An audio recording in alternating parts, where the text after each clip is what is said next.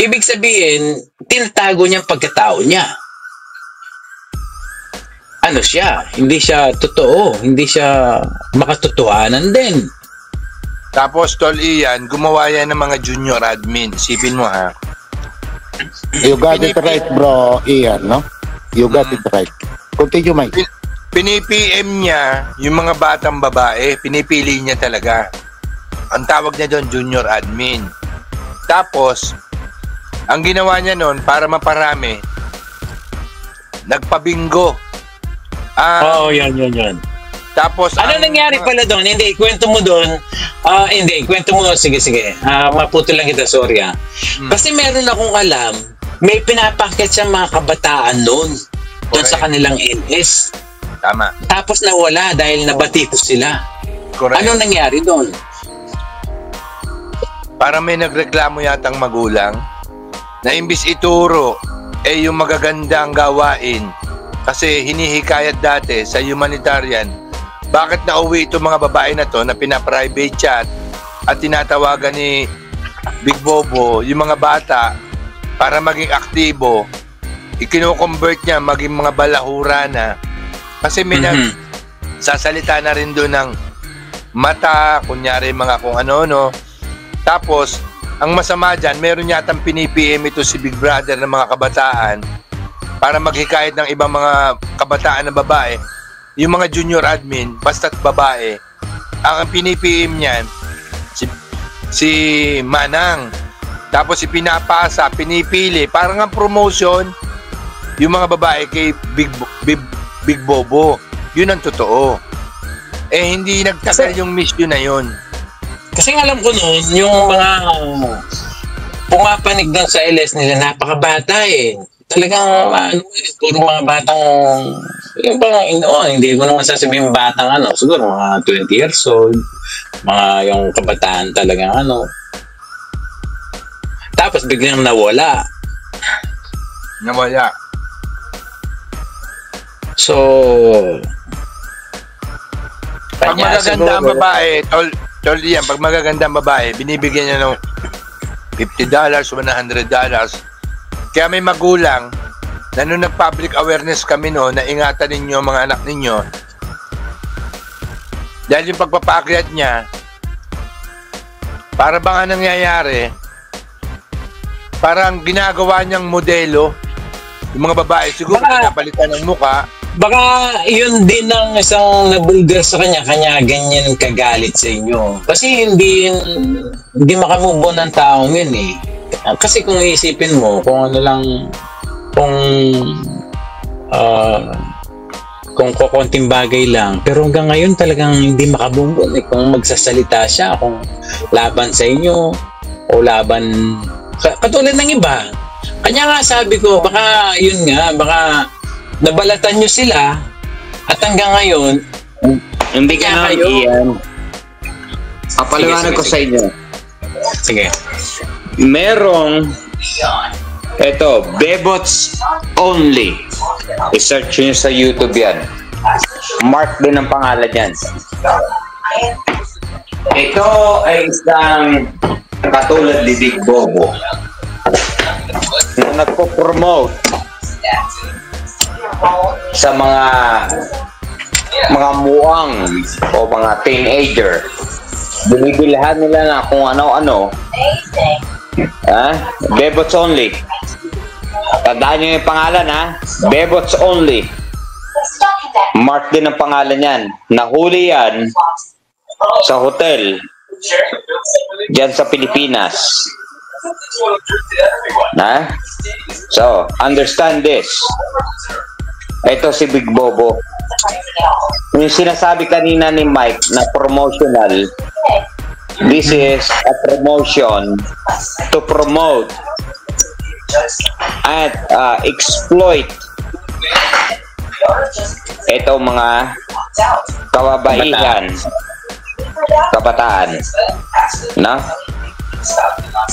So, ngayon, sino naka-research na? Bebots Only. May YouTube channel yan. Tingnan ko. Bebots Only. Bebots Para Only. YouTube ba yan? Sa YouTube? Oh, YouTube yan, YouTube. Makakaway namin yan. Jeff, parang ang nangyayari, promoting something with evil intention. Tama. Yan, Ito, Bebots Only. Nangyayari. Para maintindihan nyo yung senaryo na sinasabi ni Real Talk ni Mike Panalo. Ngayon, dahil ako'y nasa expat community, proficient sa Tagalog, sa English. Siniset up niya itong mga kabataan na katulad ni Big Bobo, promoting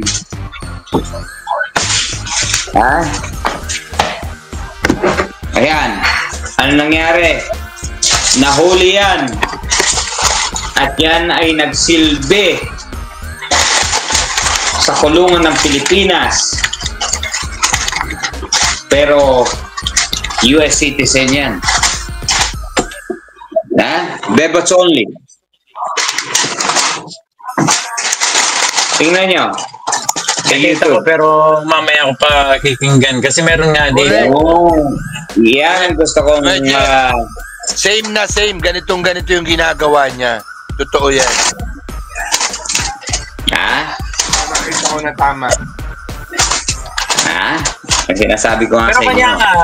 kanya nga sinasabi niya, Jeff, kung tayo lang mag-away-away, huwag niyong idamay itong kasi doon parang nasaktan siya. Alam ko nasaktan siya doon. Dahil nung nabanggit ko yung bagay na yun, parang naging siya hindi siya mapakali doon Yung sinabi ko, dahil nga, siyempre sinasabi niya yung pagsasayaw, ganito, ganyan. Sabi ko, ikaw nga, big brother kung tutusin nga kung normal ka nga ang tao Biro ko sa edad mo yan, kukuha ka ng ganito, ganyan. Wala doon siya Ito ang Bebots Only. Ako, talaga ako, defender ako ng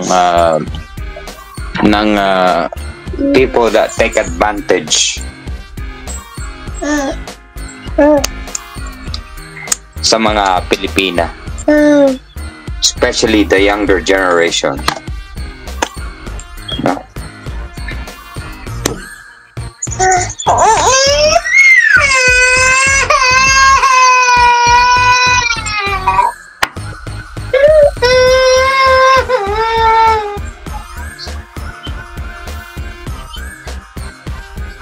Go, Anzo.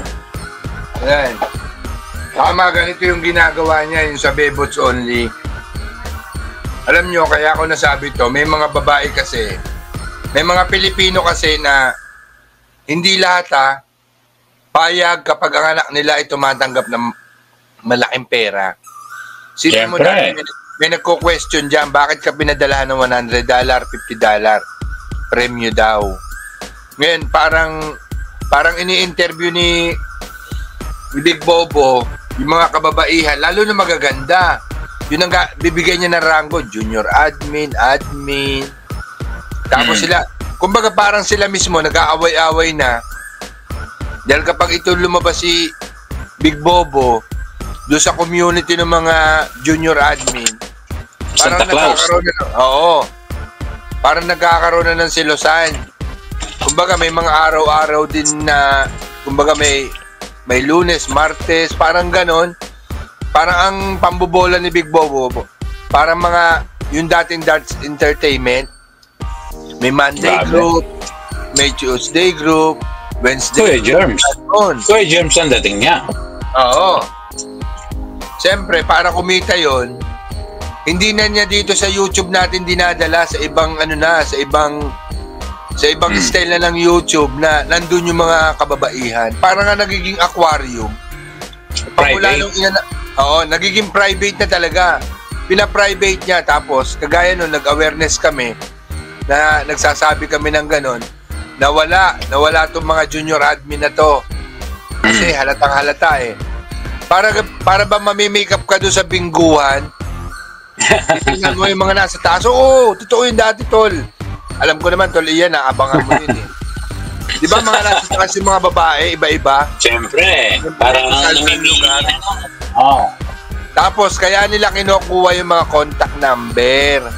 Kaya dati, may mga hinihinga niya ng mga ID, mga parang resume. Ganon ang style niya. Tapos, pag may mga napili siya doon, ipa-private niya na. Oh, di ba? Grabe ng kalibugan ng taong yan, no? Oo. Eh, siyempre, yung girlfriend ni Big Bobo, madalas din. Kasi ganyan ang ginagawa sa kanya eh. Paano hindi niya malalaman? Eh, yun na napagsimulan niya. Eto kasi, kaya na bulgar yung tinatawag na sa dating site. Doon niya talaga nakakilala yung babae na yan. Yan yung mga nagbebenta-benta sa online dati. Eh, siyempre, nung time ng pandemic, di ba, nag-online. Kumbaga, girlfriend niya yan talaga. At ito, kaya iniwan ni Big Brother yung pamilya niya. Kasi nga, dahil nga dito sa batang-bata, makinis, Siyempre. maputi. Malibo. Oo. Mas doon tumatayo yung kanyang alaga, yung batuta niya. Kasi pag sinabi niya mag-shower ka, alam mo yung nakakaawa. Pero, naibulgar din niya sa GC. Naibulgar yan. Ako hindi naririnig ko na yun noon. Naririnig ko na yun noon. Di ba namumura pa yan ng babaeng yan? Siya. Oo, totoo yun. Kita mo yan? Tapos, ang nangyari, kumbaga, inuupan niya ng bahay para masolo niya. Ayun kasi, ayun na reklamo ng babae. Na parang, ang nangyayari, dati sinusuportahan yung pamilya, ang bandang uli, nung wala na may bigay doon sa nanay dahil nagkaroon ng boyfriend, minumura-mura na yung nanay. Kumbaga, yung mga limitado na yung galaw nito si Big Brother doon sa ginagawa niya kasi bantay sarado siya eh. Halos yung bahay kasi 2 kwarto, eh minsan parang iniispat-ispatan siya ng bagong boyfriend ng nanay. Kaya itong babae nagsumbong kay Big Brother, kay Big Bobo.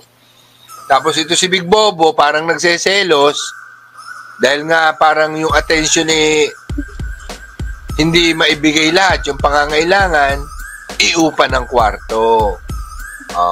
Para masolo. Para masolo. Walang mag-ano kung ano man ang gusto niyang gawin sa babae, walang okay lang.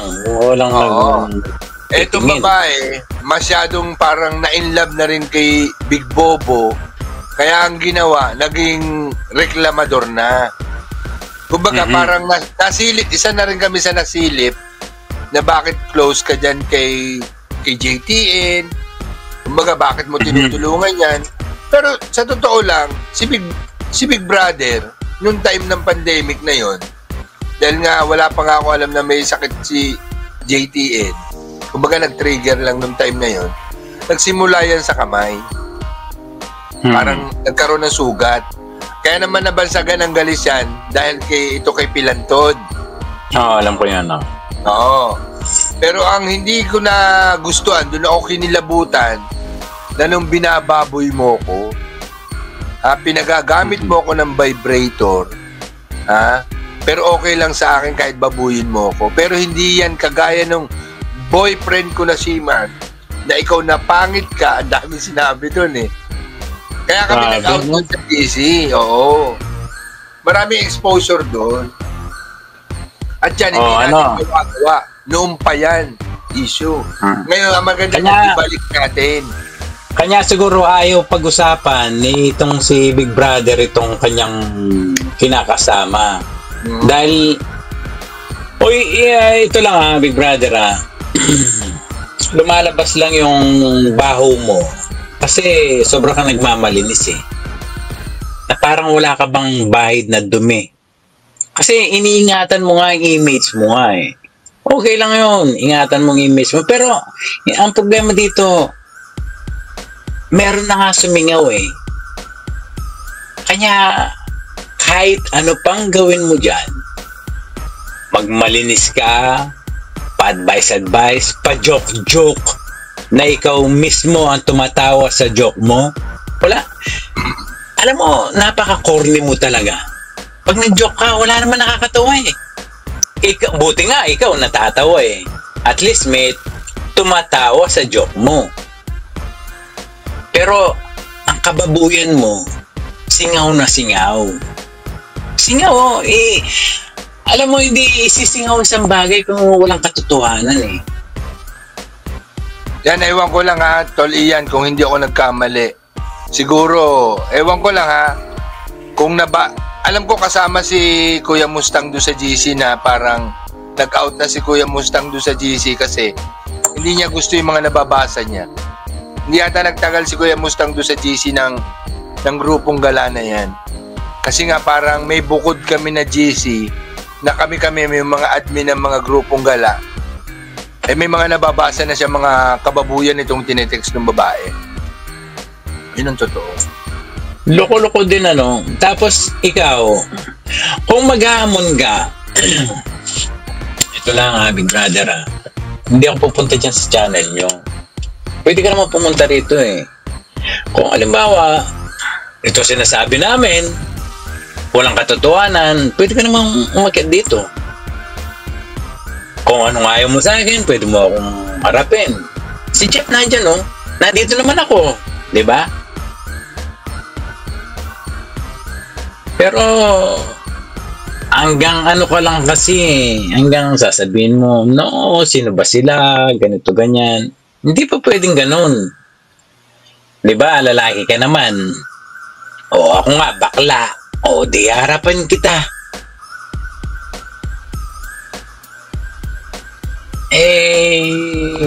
Huwag kang magmalinis. Kung may bulok ka rin namang sumisingaw. Hindi ka normal na tao. Normal ba yung isang tao ganun? Edad mong yan. Mas ano pa yung anak mo, mas matanda pa yung anak mong babae kaysa sa kinakasama mo. Ewan ko lang sa iba baka normal. Pero hindi eh. Hindi ko alam sa sarili mo kung anong klase kang tao eh. Pwede naman tayo mag-usap. Wala.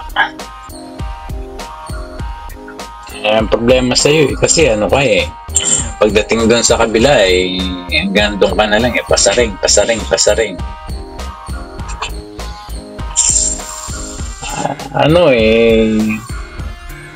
Magkaalaman tayo. At ako naman, kung anong itatanong mo sa akin, willing naman ako sagutin ka.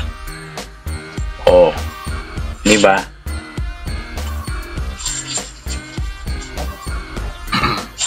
Sige Mike, ikaw. Kaya nga sabi ko, bago tayo magmalinis, tignan muna natin yung sarili natin.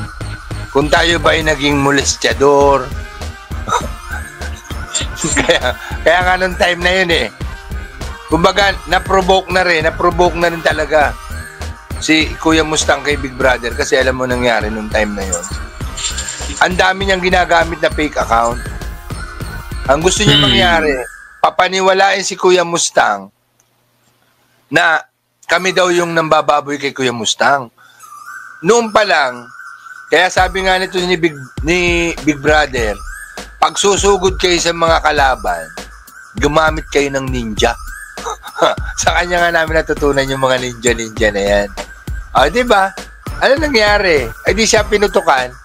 Dahil hindi pa yan marunong dati. Ang akala niya, pag pinalitan yung profile pic, hindi malalaman. Si Kuya Mustang mismo nakatrace at nakapag-observe na si Big Brother talaga yun. May record ako yun. Kahit naman ngayon, Mike, hindi mo naman pwedeng sabihin na nananahimik ang tao. Yan. Yung mga nambababoy sa atin, sila din naman ang mga yan eh. Sila din naman ang mga nasa likod ng mga yan eh. Okay lang yun. Dumami ng damis para mambaboy. Pero ano bang katuturan ng mga ginagawa nyo? Na pag nandiyan kayo sa harapan, napakalinis nyo. Tapos pag nasa likod kayo, mga baboy kayo. Anong kwenta nyo tao? Kung hindi nyo iharap ang sarili nyo, kung may ayaw kayo, harapin nyo. Sabi ko nga, nandito naman wala namang, hindi ba Mike, kung pakitan mo naman siya, okay naman, di ba? Sa inyo? Kayo dalawa mag-usap. Oo, sa akin walang problema. Basta, Umayos siya. ako naman, hindi ko naman babastusin siya. Kung anong itatanong niya, kung anong niya. Doon lang naman ako Pero hindi ako akit sa kanila. Hindi ako pupunta doon. Dahil, siyempre, alam mo naman, alam mo naman galawan ng mga yun. Pero alam ko naman dito, hindi nyo naman sila i-mute, hindi nyo naman sila ibababa. Bayaan nyo sila kung anong sasabihin nila.